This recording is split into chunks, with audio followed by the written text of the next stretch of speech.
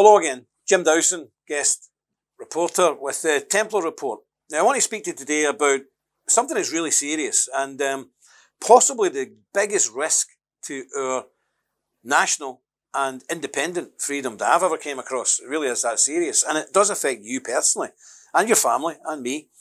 So I want to introduce this thing. It's called the UN Global Compact for Safe, Orderly and Regular Migration. Regular migration, wonderful. As if we've not enough of it. Well, they're going further now. They're really putting down the foundations to make sure that nobody can resist this. There will be no resistance tolerated. You know, and the Templars have warned about this for years, that things are becoming so tense now and so outrageous. Obviously, the people are going to stand up, but this is all about making sure that there is no way or platform that people can stand up without being criminalised. And it's that serious. And they're not kidding on, they're not joking, they're not playing about with this. This treaty lays the foundations for the complete replacement of Western nations. It's as simple as that. We are being replaced.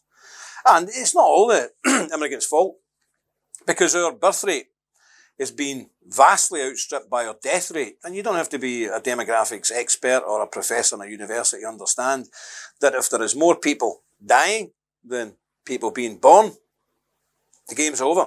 Your country's over. So the boffins and the bigwigs and the elites who need consumers, they know this.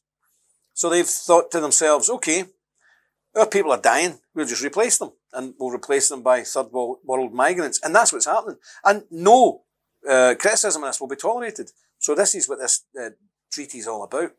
Putting into law the methods and the means that they need to shut us all up. It really is an agreement that will criminalise any criticism of their plan to destroy our sovereignty. Plain as simple as that. The agreement is due to be signed later this month, December, in Morocco. Odd place, I would imagine. But is it so odd? Because that's where a lot of the people are going to be coming from, Africa. The agreement states, the words in this document translate into concrete action for the benefit of millions of people in every region of the world. Well, it'll be for their benefit and to your detriment. That's my hunch. I don't know if you agree with me. But I don't think there's much somebody from the Congo has to offer me, personally. I might be wrong. I hope I'm wrong, but I don't think so. But I think there's a lot that my country can offer this person from the Congo. I think it's very much a one-way street. But let's have a look at this. It declares migration a human right. A human right. It's a human right to migrate. So, in effect, it will become impossible to criticise migration policies without being at risk of being jailed for hate speech. Can you believe that?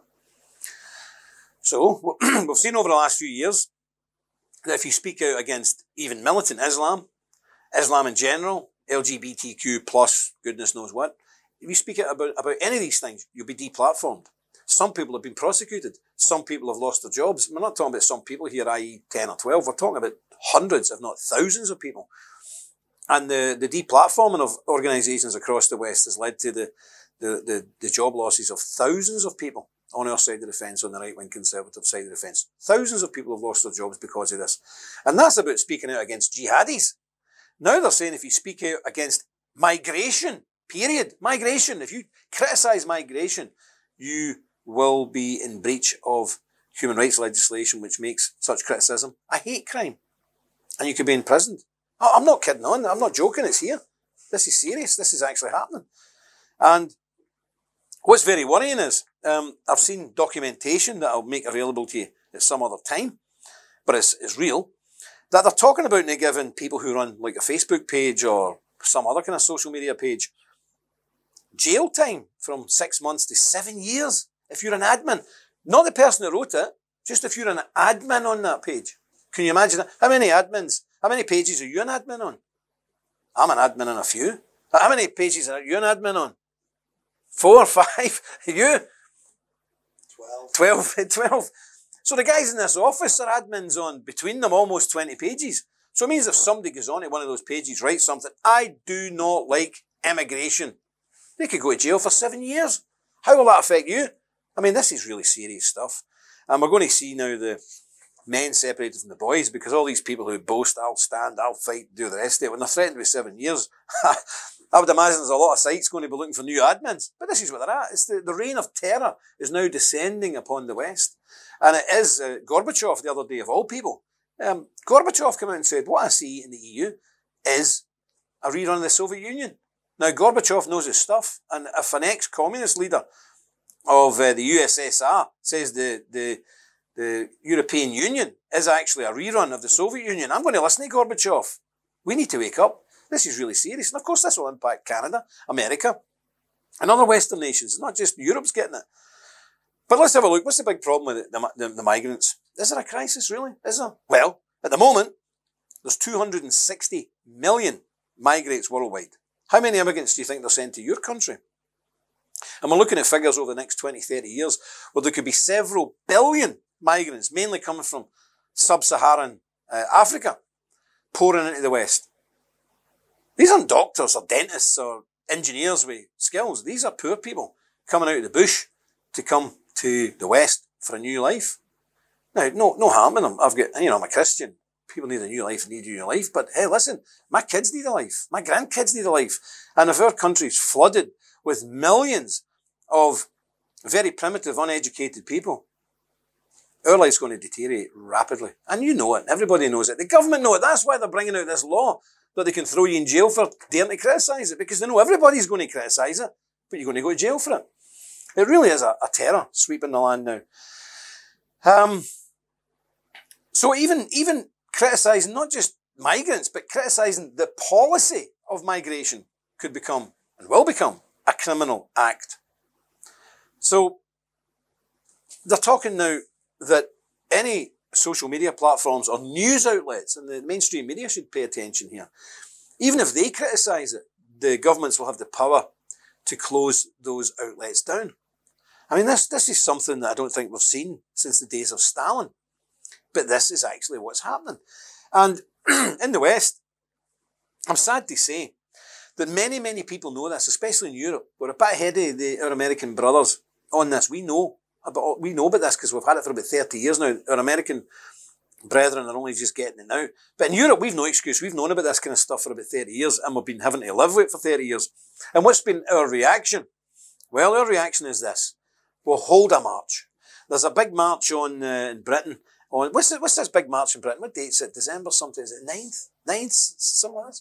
No, I think it's the 7th or the 9th or something like that. Big march in London to try and save Brexit. Well, you know, the people who wanted to destroy Brexit, the fascists who refused to accept the vote, they brung almost 1 million people in the street. That made a blind bit of difference. When we tried to stop Tony Blair's phony war, the anti-war demonstrators brought 1.7 million people into central London. Can you imagine it? Almost 2 million people. The war still went ahead. You know, and it's very frustrating because what we see now is right-wing patriots behaving like children, behaving like immature fools. Say, we'll do a march. And there's this new thing sweeping Britain now, be part of the revolution. How dare these people insult revolutionaries? A revolution, yes, revolution's happening. Maybe there needs to be a revolution, not for me to say. But a revolutionary is normally somebody with an AK-47 in their hand.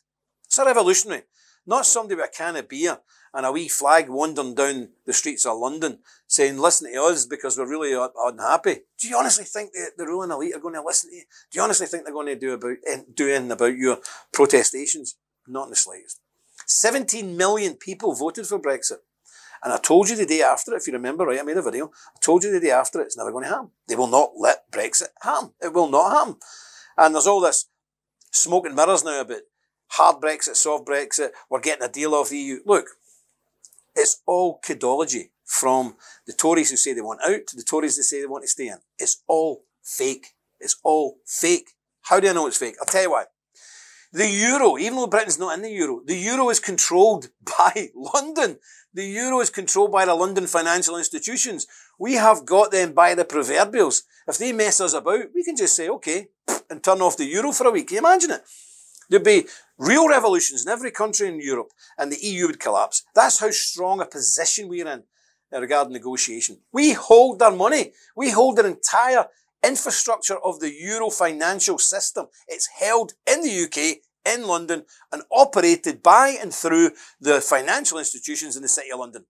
That's how strong the British position is. So all this nonsense about Theresa May saying, oh, please take this deal, and Boris Johnson saying, no, we'll never take your deal. It's an act. It's a play act. It is nonsense. It's worthy of the West End stage. It's all a con, including Boris, including all the Brexiteers and the Remainers. They're all in on it. It's a big farce perpetrated on you. They've caused it out. They've got to look as if they're doing something. And then at the end of the day, they'll say, shucks, damn, we lost, but we tried our best. It's a big con. We have Europe like this. But they'll never tell you that because it's never going to happen.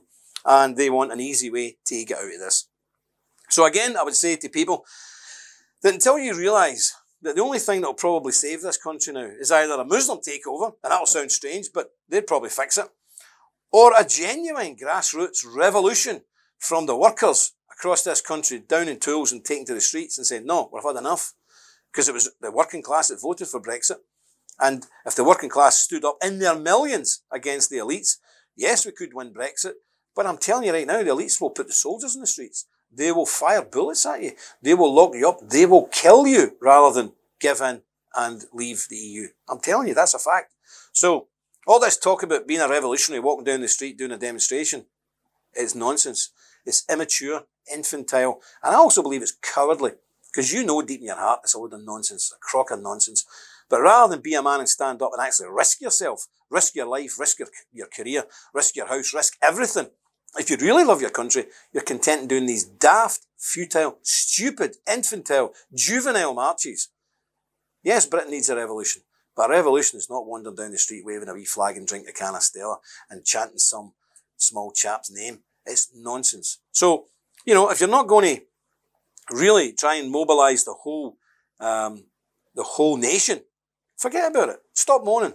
And stop giving people false hope that there's going to be a revolution. There's not going to be any revolution. The time of terror's coming. How long that's going to last, I don't know. Maybe next year Jeremy Corbyn will be in power. But we're going to get into a time of terror. As a Christian, it's in this book. I know all about it. And I've known about it for years. If you're not a Christian, well, you're going to find out the truth very shortly. And these rules, this UN Global Compact for Safety, Order and Regular Migration rules and regulations and laws that's going to come out, are going to make you and me and millions of us criminals. And people watching this video who have maybe not been at the cutting coalface of right-wing activism for years, I've been there for nearly 40 years, now you're going to feel how my family's felt for the last 40 years. You're going to be dispossessed, you're going to be beat up, you're going to be locked up, and you're going to be persecuted, and you're going to be ridiculed. And I think it's a good thing, long term. If you've got a boil in your arm, it's full of pus, it's very annoying, and if untreated it can kill you. And how do you deal with a boil? You lance it, you burst it, and let the pus out. And these people criminalising us, good people watching this video, they're going to burst the boil. They're going to lance it for us. We don't need to create a revolution. They're going to create the revolution for us. But what I'm saying is be ready, because they're going to do it. Be ready to react. Be ready to stand up. Be ready to sacrifice yourself for everything you hold dear. And I can assure you one thing, I'll be at the very front leading it when that day comes. Thank you, God bless you, and I'll see you again on the Templar Report. Thank you. Well, folks, you've seen the latest Templar Report.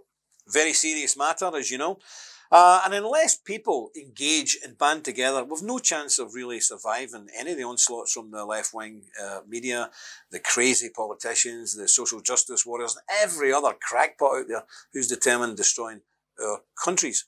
So I would ask you, take this video, share it to your friends list on your social media, and even email it out to people you know. It's really important that we break through the embargo and let people see the resistance is still here, the resistance is strong and growing even stronger every day, but we will get there quicker and become much stronger if you play your part, and I'm asking you to play your part by sharing this video. Will you do that for us?